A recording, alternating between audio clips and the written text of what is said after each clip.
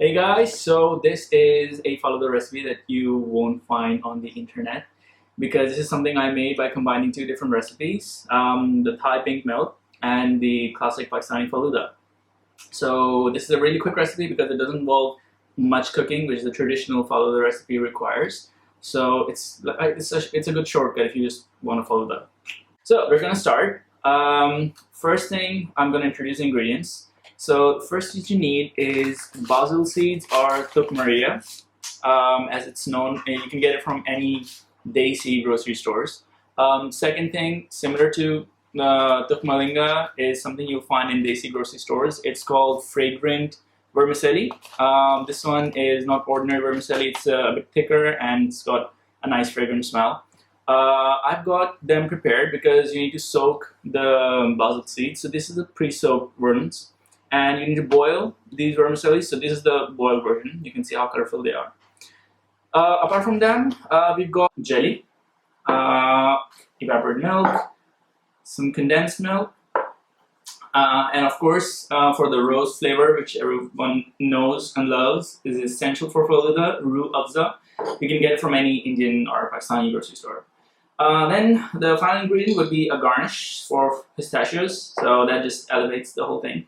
Also, we need ice cream, but I'm not having it right now here because it will melt if I keep it here for too long. So I'll add that in the end. Right, so let's begin. First thing first, this is my cup. You can get any tall cup if you want to be really picky about presentation.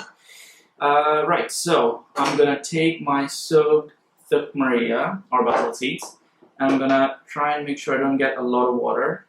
I'm gonna start putting them inside. There's a lot of water in these ones. Probably should have not used so much water. That's fine.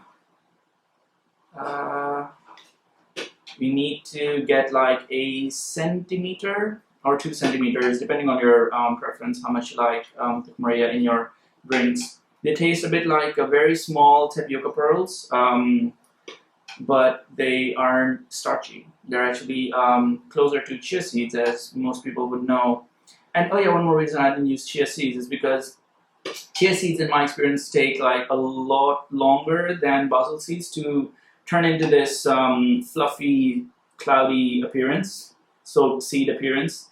I think that's about 1 centimeter. I'll just add one more step in there, and I'll just take a little bit of water. Okay, so water is, there we go, done. Okay, so that's the tuk Maria with in our cup. Next step is to add a bit of Rooh Afza. Now this is gonna be, we're not gonna stir it just yet. This is for pure looks. So we're gonna drizzle it inside like a really thick layer, and toss and turn the cup a little bit, and just decorate it a little bit. Let me clear the view so that it's easier to see what I'm doing here. I'll take these. Oh, it's fine. All right, there we go.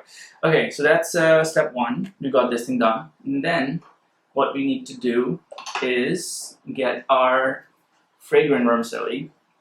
And you can take like this much, 1 heap spoon, and put it inside there. Maybe it's a little bit more. There we go, done.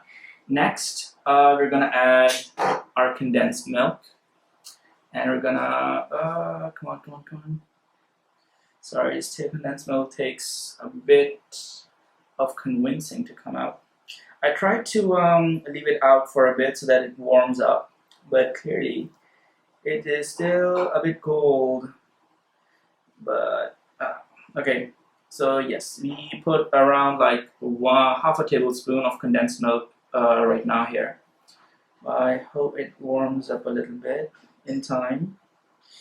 Okay, we're gonna keep it a little low on sugar, I guess. Right. Okay. So there we go. That's one thing. Then we are gonna add evaporated milk, and there we go.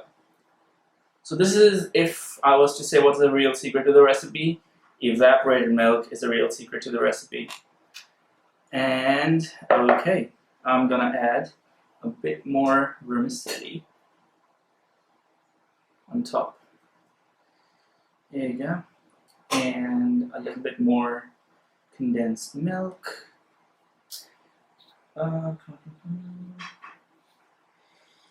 Yep. There we go. Just a little bit more.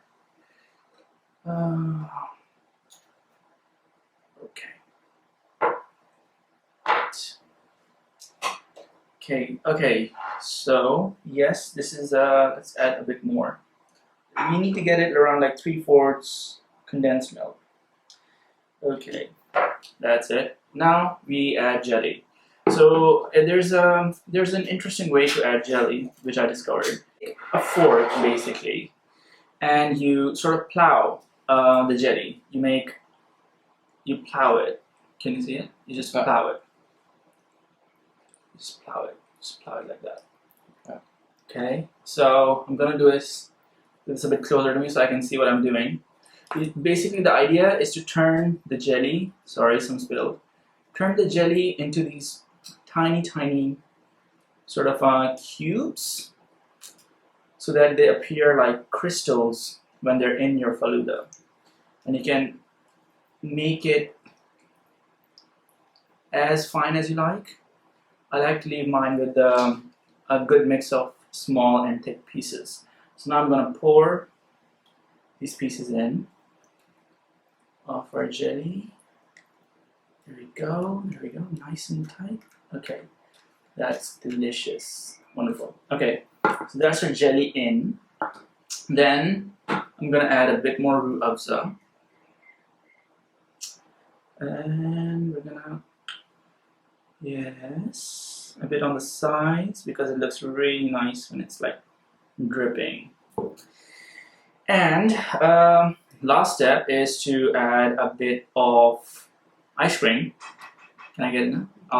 Later on I'll add ice cream because this is for a future serving. But that's basically it. You put some ice cream on top as much as you like, and then you take your pistachios, you crush them up into pieces, and just add them for decoration.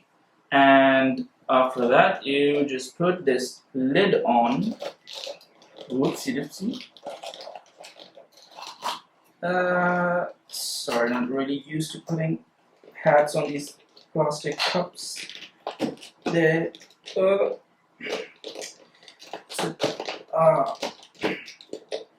Okay, phew, done. Okay, there you go. That's our Falooda. Instant Falooda, really quick, really nice, and it's got enough vermicelli, and you can customize it to your liking with all the ratio of all the ingredients. But yeah, there we go. Instant Falooda ready. It looks a lot better in a glass cup though, I'll be honest. And taller. The taller the better. Please like and subscribe.